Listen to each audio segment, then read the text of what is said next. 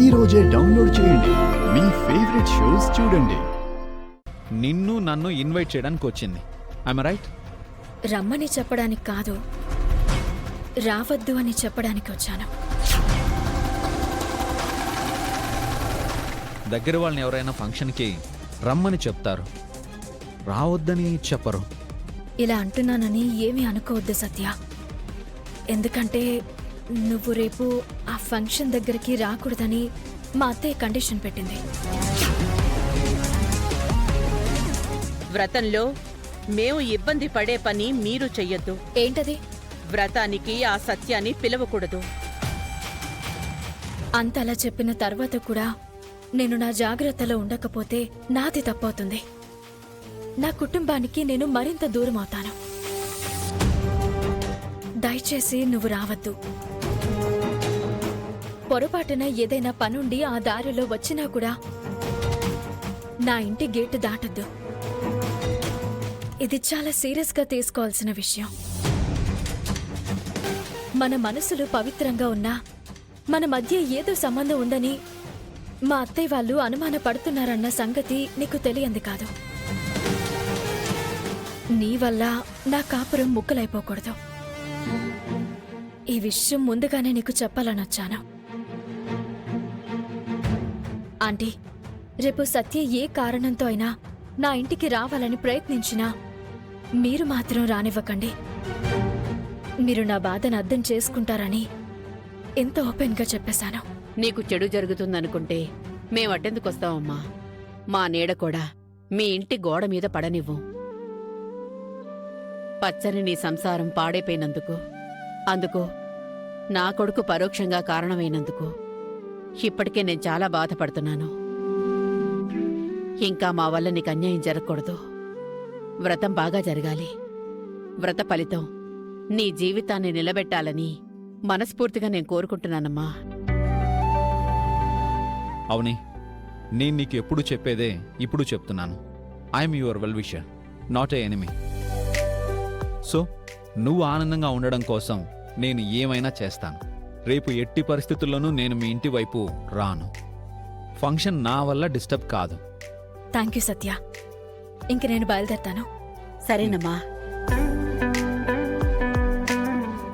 తన కాపురం నిలబెట్టుకోవడానికి ఎంత ప్రయత్నం చేస్తుందో చూడు. నువ్వు మాత్రం అవనిని వదల్లేకపోతున్నావు. తన ప్రయత్నం తనది, నా ప్రయత్నం నాది. 3 నెలలు లేట్ అయినా నేను 3 ముళ్ళు వేయడం కన్ఫర్మ్. సరే అమ్మా, రా, నాకు లేట్ అవుతుంది. వడ్డించు.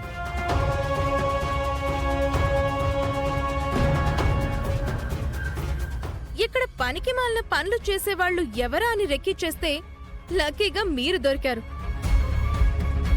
రేపొక ఇంట్లో వరలక్ష్మి వ్రతం ఉంది. నేను కూడా ఒక ముత్తైదువుగా వెళ్తున్నాను. మీరు కూడా ముత్తైదువులుగా రండి. ఆ ఇంట్లో అన్నపూర్ణదేవి విగ్రహం దగ్గర ఒక ముక్కు పుడక ఉంది. ఎవ్వరూ చూడకుండా ఆ ముక్కు పుడకని దొంగతనం చేసి నాకిచ్చేయండి. పనయ్యాక మనీ ఇస్తాను. ఇది మాకు చాలా చిన్న విషయం మేడం. ఇలాంటివి చేయడంలో ఈ ట్విన్ సిటీస్లో మా ట్విన్ సిస్టర్స్ తర్వాతే ఎవరైనా. బట్టల షాప్లో బట్టలు కొట్టేయాలన్నా, గోల్డ్ షాప్లో గోల్డ్ కొట్టేయాలన్నా మేమే. పోరీల దగ్గర సెల్ ఫోన్ చోరీలు, పోరగాళ్ళ దగ్గర పైసలు అవలీలుగా కొట్టేస్తాం. సీసీ కెమెరాల కంట పడకుండా ఈజీగా కొట్టేస్తాం. ఇప్పటి వరకు మా మీద కేసు లేదు, మమ్మల్ని పట్టుకునే ఛాన్సే లేదు. మంచిగా కనిపిస్తూ ముంచేస్తాం. మీరు మహానగరంలో మాయలేడిలని నాకు తెలుసు కదా, అందుకే మిమ్మల్ని సెలెక్ట్ చేసుకున్నాను. Thank you madam.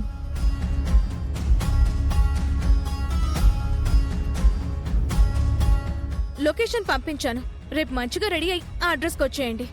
Okay madam.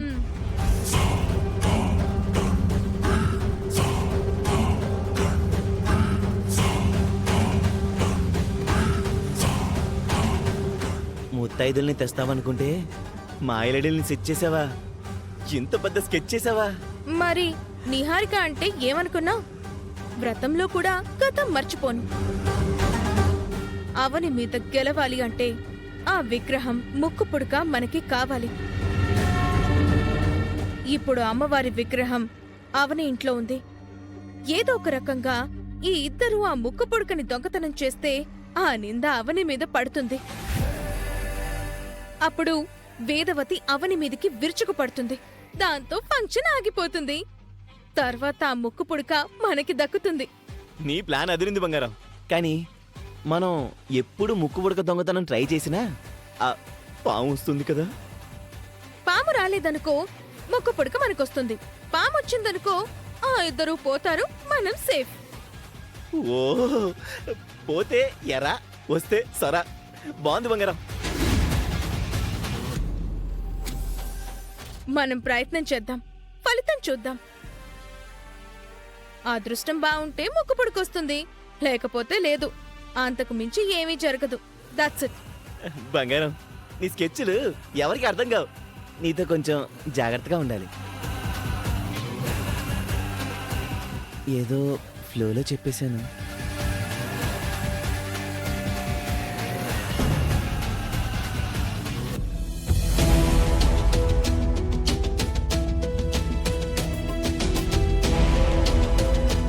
అమ్మ అనవసరంగా మాటిచ్చేసింది.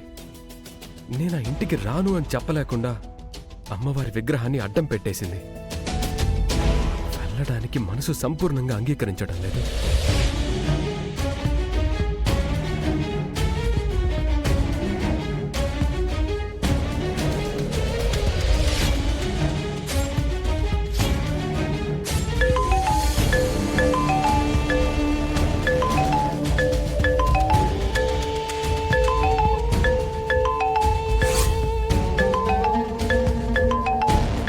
ఈ సమయంలో ఎందుకు చేస్తుంది?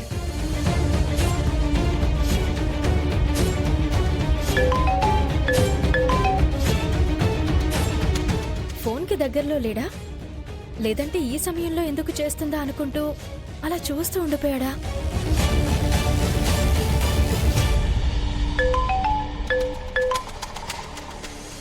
హలో, బావున్నారా శ్రీవారు? బావున్నారా బావగారు? బావున్నారని మాత్రమే అడిగానండి. మీ ఆస్తులేమీ అడగలేదు. తిరిగి బదులివ్వడం సంస్కారమేమో. బాగున్నాను. ఎందుకు చేశావు? రేపు వ్రతానికి వస్తున్నారు కదా? రావాలని లేదు, కానీ కానీ అమ్మ చెప్పేసరికి తప్పక వస్తారు. ఎంతైనా తమరు అమ్మ చాటు బిడ్డ కదా. సాధారణంగా పెళ్ళైన తర్వాత కొంగుచాటు మొగుళ్ళుగా తయారవుతారు. నా బావగారు మాత్రం ఇంకా అమ్మచాటు కొడుకుగానే ఉండిపోయారు. నా రాత అలా రాసిపెట్టుంది. ఏం చేస్తావ్?